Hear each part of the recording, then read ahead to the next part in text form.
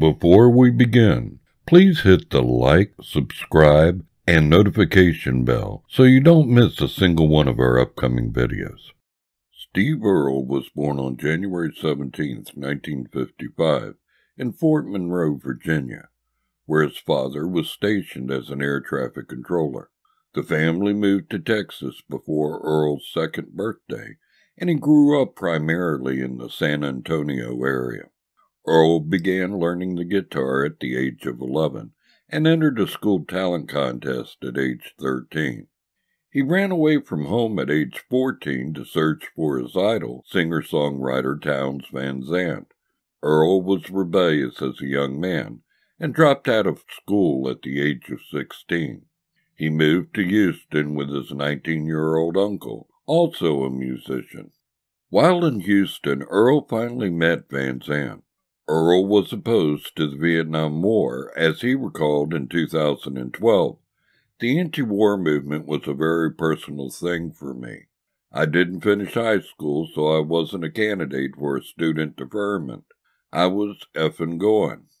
The end of the Selective Service Act and the draft lottery in 1973 prevented him from being drafted, but several of his friends were drafted, which he credits as the origin of his politicalization.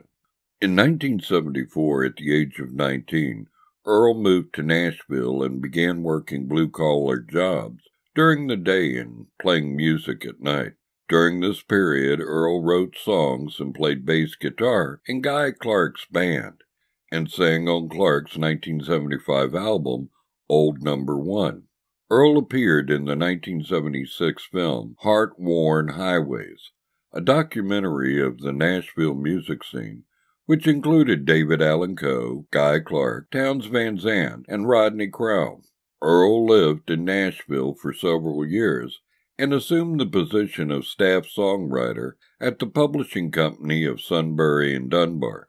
Later, Earle grew tired of Nashville and returned to Texas, where he started a band called the Dukes.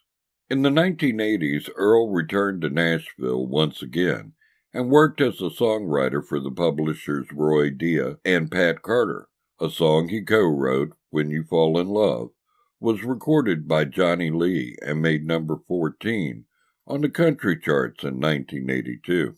Now, Carl Perkins recorded Earle's song Mustang Wine, and two of his songs were recorded by Zella Lair.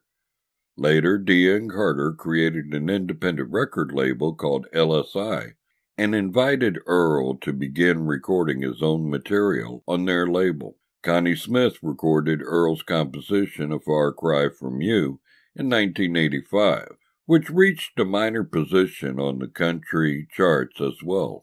Earle released an EP called Pink and Black in 1982, featuring the Dukes. Acting as Earle's manager, John Lomax sent the EP to Epic Records, and they signed Earle to a recording contract in 1983. It was also in 1983 that Earle signed a recording deal with CBS and recorded a neo-rockabilly album. After losing his publishing contract with Dia and Carter, Earle met producer Tony Brown, and after severing his ties with Lomax and Epic Records, obtained a 7-record deal with MCA Records. Earle released his first full-length album, Guitar Town, on MCA Records in 1986. The title track became a top 10 single in 1986, and his song, Goodbye's All We've Got Left, reached the top 10 in 1987. That same year, he released a compilation of earlier recordings entitled Early Tracks, and an album with the Dukes called Exit Zero, which received critical acclaim for its blend of country and rock. Earle released Copperhead Road on Uni Records in 1988, which was characterized as a project that mixed the lyrical folk tradition with hard rock and eclectic Irish influences. The album's title track portrays a Vietnam veteran who uses his family background in running moonshine to become a marijuana grower and seller. It was Earle's highest-speaking song to date in the United States and has sold 1.1 million digital copies as of September 2017. Then Earle began 3 years in a mysterious vaporization, according to the Chicago Sun-Times. His 1990 album, The Hard Way, had a strong rock sound and was followed by a shoddy live album called Shut Up and Die Like an Aviator. In August 1991, Earle appeared on the TV show The Texas Connection, looking pale and blown out. In light of Earle's increasing drug use, MCA Records did not renew his contract, and Earle didn't record any music for the next 4 years. By July 1993, Earle was reported to have regained his normal weight and had started to write new material. At that time, a writer for the Chicago Sun-Times called Earle a visionary symbol of the new traditionalist movement in country music. Now, it was in 1994, 2 staff members at Warner Chappell Publishing Company and Earle's former manager, John Dotson, created an in-house CD of Earle's songs entitled Uncut Gems and showcased it to some recording artists in Nashville. This resulted in several of Earle's songs being recorded by Travis Tritt, Stacey Dean Campbell, and Robert Earl Keen. In 1996, Earle formed his own record label, E-Squared Records, and released the album I Feel Alright, which combined the musical sounds of country, rock, and rockabilly.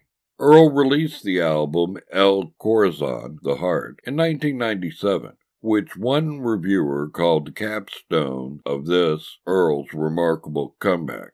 According to Earle, he wrote the song Over Yonder about a death row inmate with whom he exchanged letters before attending his execution in 1998. He made a foray into bluegrass-influenced music in 1999 when he released the album The Mountain with Del McCoury Band. In 2000, Earle recorded his album Transcendental Blues, which features the song Galway Girl. Earle's album Jerusalem expressed his anti-war, anti-death penalty, and his other leftist views. The album's song, John Walker's Blues, about the captured American Taliban fighter John Walker Lynn, created controversy.